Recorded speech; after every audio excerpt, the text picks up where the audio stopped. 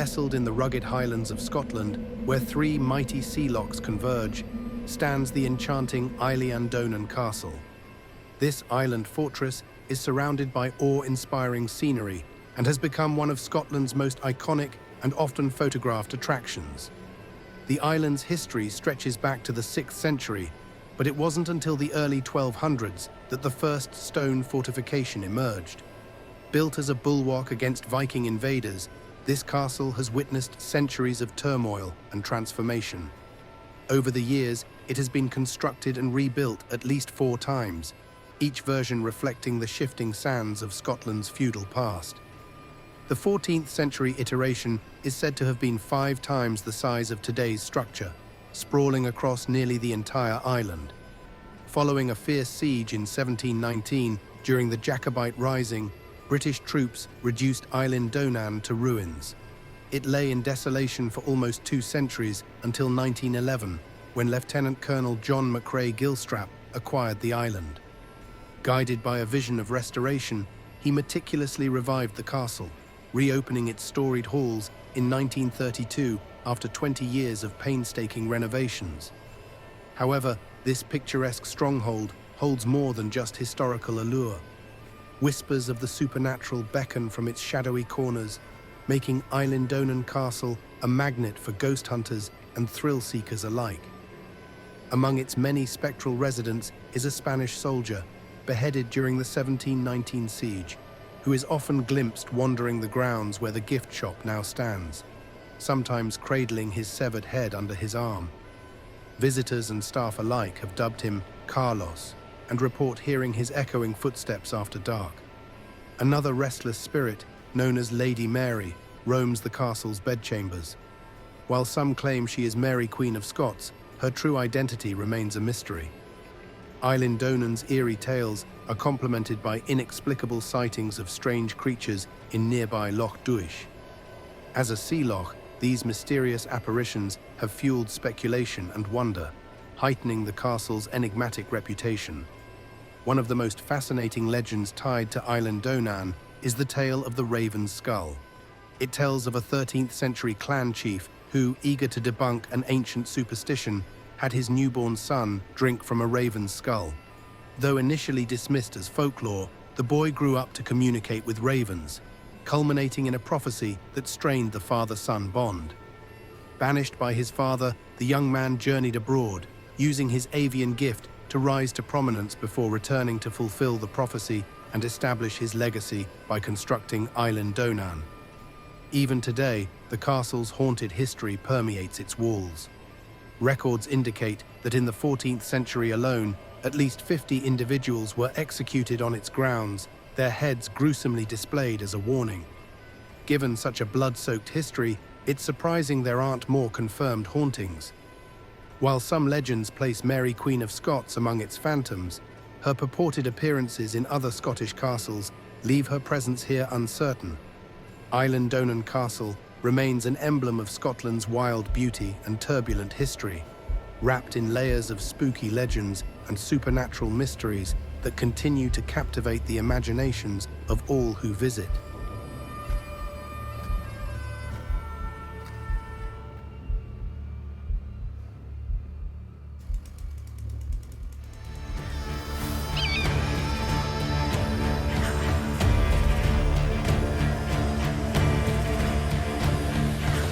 Glencoe, haunted Highland Valley. Glencoe, carved by glaciers and volcanic eruptions, is one of Scotland's most dramatic landscapes. But beneath its beauty lies a history drenched in blood, the Glencoe Massacre of 1692. On the night of February 12th, around 5 a.m., the MacDonald clan of Glencoe was attacked by the Campbell militia under King William III's orders. The MacDonalds, who had been hosting the Campbells, were ambushed in their sleep. Many fled, only to perish in the freezing conditions. Estimates suggest that between 40 and 300 men, women, and children were killed that night. Today, eerie apparitions are often reported in Glencoe. On cold February nights, the haunting screams of the massacre's victims are said to echo through the dark hillsides, carried by the bitter Highland wind. Ghostly figures are seen moving across the rugged landscape, particularly on the massacre's anniversary. The massacre's ghastly events are perpetuated by tales of the washerwoman, or Caoí Neag, whose wailing warned some clan members to flee to safety. She continues to be a spectral presence in Glencoe, her cries a harbinger of doom. Visitors describe Glencoe as a place where the air is thick with sorrow, especially in winter, when the stark landscape and shifting mists enhance its haunted atmosphere. The melancholy presence of the slaughtered MacDonalds is most keenly felt on February 13th, the massacre's anniversary, when some have claimed to hear the cries or glimpse the shadows of the doomed clan members. Glencoe remains a haunting testament to treachery and tragedy, where the spirits of the past still roam the Glen of Weeping.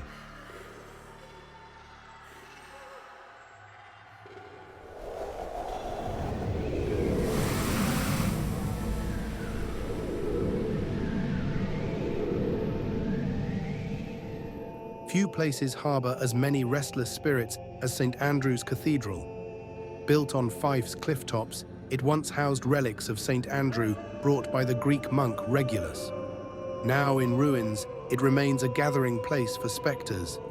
Before the Reformation, the cathedral was Scotland's ecclesiastical crown jewel.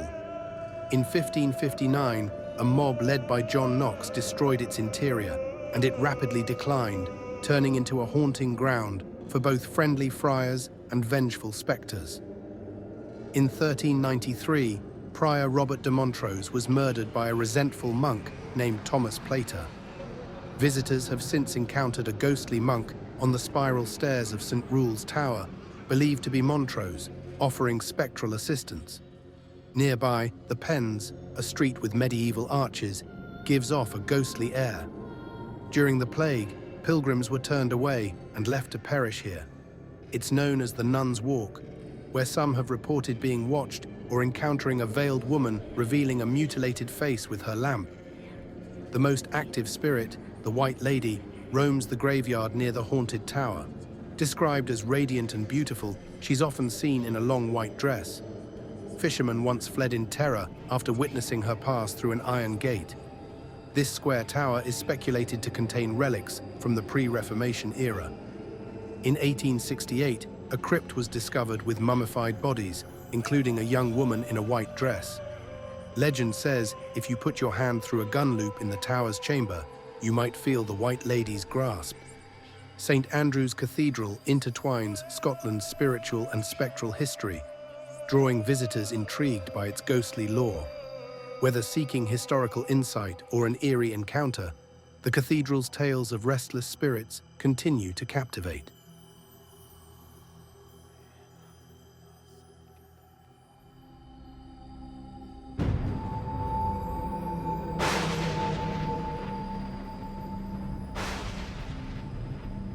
Welcome to Glasgow Necropolis, one of the UK's most impressive and eerie cemeteries.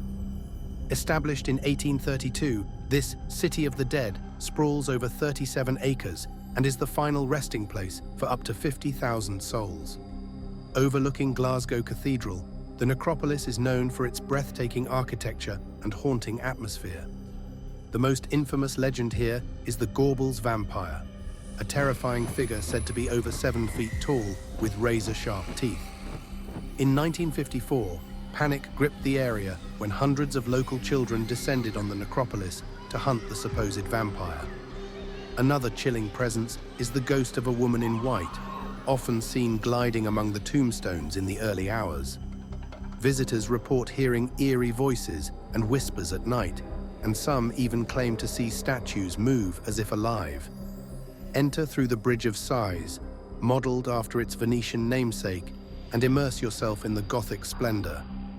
The necropolis serves not just as a haunted site, but also a serene park for daytime visitors, offering guided tours of its historical monuments.